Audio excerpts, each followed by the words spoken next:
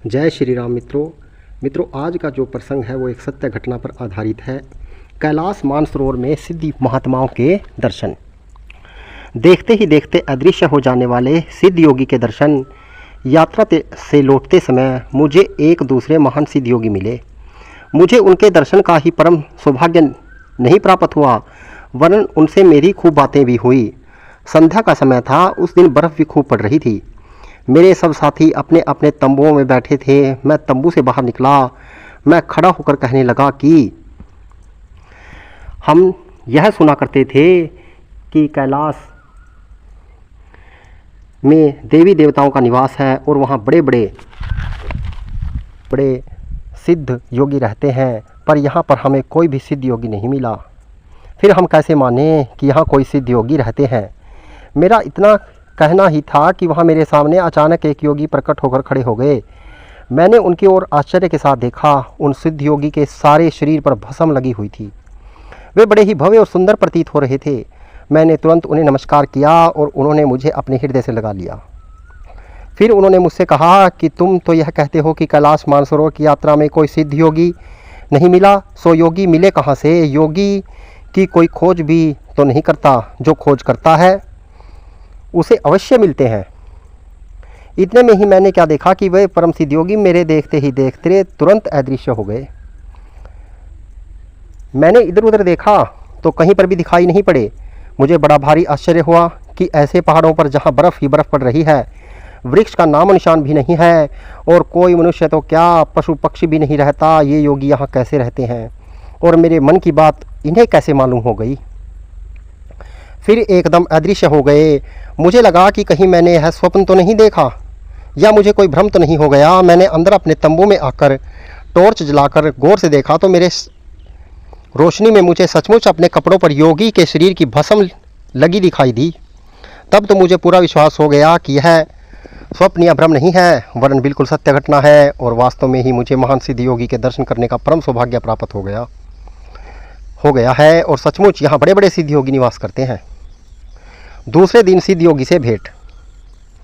दूसरे दिन प्रातःकाल मैंने अपने गाइड से, जिसका नाम शीश खंबा जी था, कहा, शीश खंबा जी बताइए यहाँ पर कोई सिद्ध महात्मा रहते हैं? शीश खंबा जी ने कहा कि महाराज एक योगी रहते तो हैं। मैंने उनसे कहा कि तुम मुझे उन योगी के दर्शन कराओ। शीश खंबा जी ने कहा, महाराज उनके पास जो जाता है वे उसे खा जाते हैं। मैंने कहा तुम इसकी बात की परवाह मत करो कि योगी मुझे खा जाएंगे, तुम मुझे उनके दर्शन अवश्य करवा दो। उन्होंने कहा कि महाराज मेरी हिम्मत नहीं है कि मैं वहाँ जाऊँ, वह मुझे जाते ही खा जाएंगे। मैंने कहा अच्छा, तुम्हारी जाने की हिम्मत नहीं है तो तुम न जाओ, पर तुम मुझे वहाँ का रास्ता बता दो, मैं स्वयं वहाँ चला जाऊँगा। वे मुझे बहुत मना करते रहे। अंत में मेरे बार बार आग्रह करने पर मेरे साथ चले और कुछ दूर से ही रास्ता बताने के तैयार हो गए। उन्होंने मुझसे चलती बार कहा, महाराज आपको कहीं वह योगी खा गया तो हम जिम्मेदार नहीं हैं, अब आप जानो। मैंने कहा कि तुम इस बात की तनिक भी चिंता मत करो, मुझे उनके स्थान की पहचान बता दो। उन्होंने दूर से हाथ का निशाना करके बताया कि सीधे कुछ दूरी पर चलने पर नीचे की ओर इस प्रकार का एक पत्थर आएगा, उसके पास एक और पत्थर है, उसे हटा देना, उसी गुफा के अंदर योगी रहता है। वे यों बताकर पीछे हट गए और अपने स्थान को लौट गए। मैं धीरे धीरे चलकर वहाँ पहुँचा। वहाँ जाकर मैंने वह पत्थर हटाया और गुफा में देखा तो वे गत रात्रि को दर्शन देने वाले महान सिद्ध योगी महात्मा ही सारे शरीर पर भस्म लगाए विराजमान है। उन्होंने मुझे देखा और बड़े प्रेम से अपने पास बुला लिया। अब तो मेरी उनसे खूब खुलकर बातें हुई। मैंने उनसे पूछा, महाराज क्या यह बात सत्य है कि आपसे जो मिलने आता है आप उसे मारकर खा जाते हैं?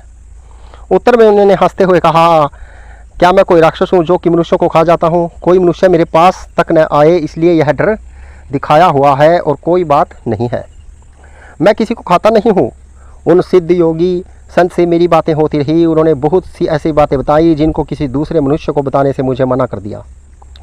इधर मैं उनसे बातें कर रहा था और उधर कुछ देर होने के बाद उधर हमारे साथियों में न लौटने के कारण से बड़ी चिंता हो रही थी। वे सोच रहे थे कि कहीं योगी ने उन्हें मारकर खा न लिया हो। वे दूर से मेरा नाम ले लेकर आवाज़ दे रहे थे, पर उनकी इतनी हिम्मत नहीं थी कि जो मेरे पास आ सके। मुझे इस बात का कुछ भी पता नहीं था।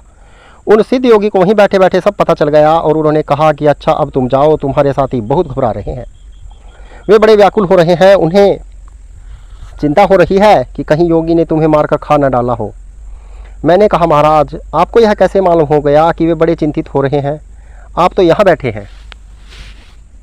उन्होंने कहा, रात्रि को जब तुमने यह कहा कि हमें कैलाश मानसरोवर की यात्रा में कोई योगी नहीं मिले, तब बताओ मुझे कैसे मालूम हो गया था, और मैंने उसी समय प्रकट होकर तुम्हें कैसे दर्शन दिए। मुझे भूत भविष्य वर्तमान सबका ज्ञान है। अमेरिका, इंग्लैंड, रूस, जर्मनी, हिंदुस्तान आदि देशों में कब क्या हो रहा है मुझे सब पता है। मैं उन त्रिकाल सिद्ध योगियों को नमस्कार करके अपने स्थान को लौट आया। आकर देखा तो मेरे साथी वास्तव में बहुत घबराए हुए थे और बहुत ही चिंता कर रहे थे। मुझे योगी के पास से जिंदा वापस लौटता देखकर वे बहुत ही प्रसन्न हुए।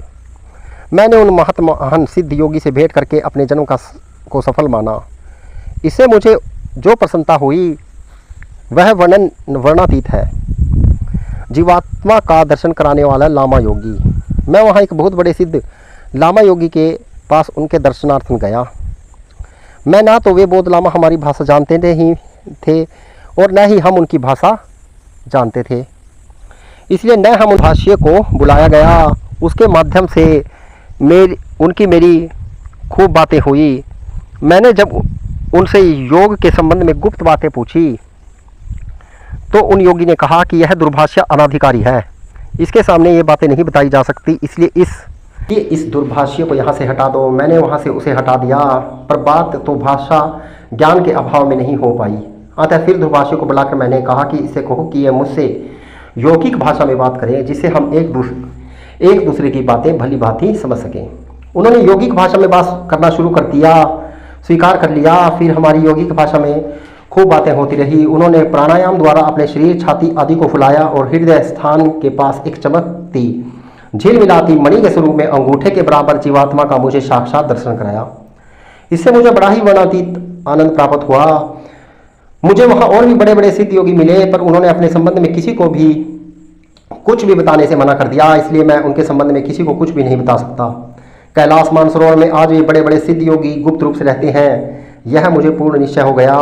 शास्त्रों में इनकी महिमा के संबंध में लिखी बातें अक्षर सत्य है, इसमें तनिक भी संदेह नहीं है।